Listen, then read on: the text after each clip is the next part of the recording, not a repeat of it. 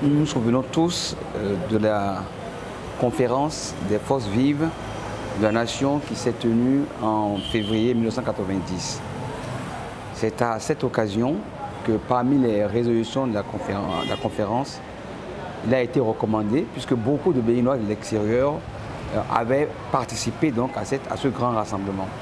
Donc il a été recommandé qu'il y ait un organe fédérateur des Béninois de l'extérieur pour qu'ils puissent eux aussi participer à la vie, au développement du Bénin. Cette recommandation a été reprise par la volonté donc, de la Constitution. C'est ainsi que même si avec l'avènement du président Soglo, rien n'a été mis en place dans ce sens, le président Kérékou a organisé en 1996 une conférence économique à la suite donc, de laquelle il a été décidé maintenant de mettre en place cet organe. On a tout simplifié et puis on a autorisé dans chaque pays, ben, si vous êtes 7, vous créez une section. Et nous, on vous reconnaît. Donc, à partir de 2007, on a créé des sections. HCBE France, HCBE USA, HCBE Canada, HCBE Belgique, etc.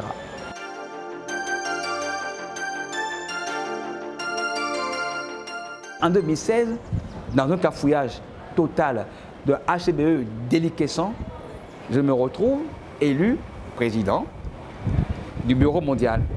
C'est là où j'ai décidé, avec les membres donc, de mon bureau, de faire cette réforme pour revenir à nos fondamentaux, pour donner au HCBE cette lettre de noblesse.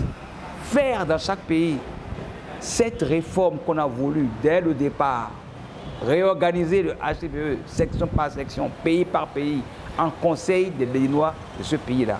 C'est ce qu'on a commencé à faire. Cette réforme, qu'est-ce qu'on en fait? Nous sommes partis tout de suite en janvier 2019. En 2020, nous avons mis en place un comité scientifique. À défaut d'avoir un conseil d'administration, nous avons mis en place un comité scientifique composé d'à peu près 138 membres répartis à travers le monde.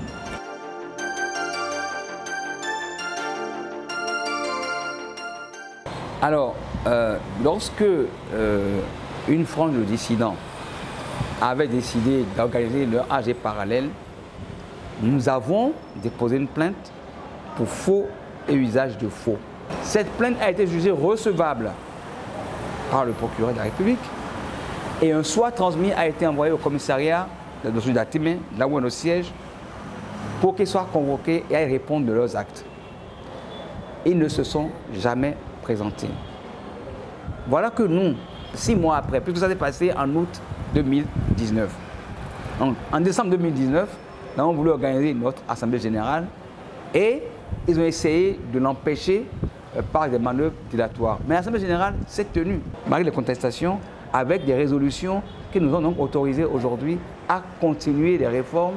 Et ces réformes-là ont abouti, et c'est à ça que nous allons donc que ça nous présenter les vendredis et samedis prochains aux membres de la diaspora qui se manifestent nombreux.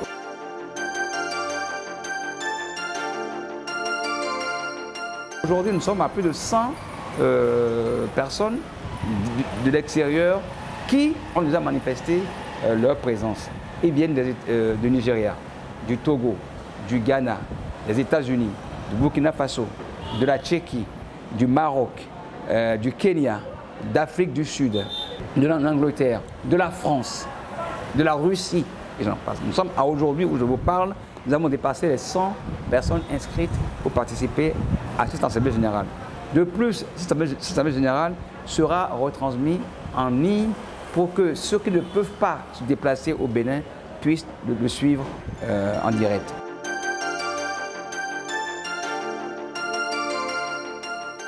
Je crois que c'est à eux qu'il faut poser cette question parce que nous faisons l'effort, je vous ai dit, d'ouvrir le HCBE à tout le monde.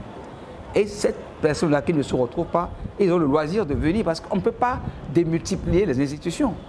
c'est pas crédible. Donc s'il y en a qui ne se retrouvent pas, mais il faut qu'ils viennent constater ce qu'on fait. Et c'est comme ça qu'ils feront avancer les choses.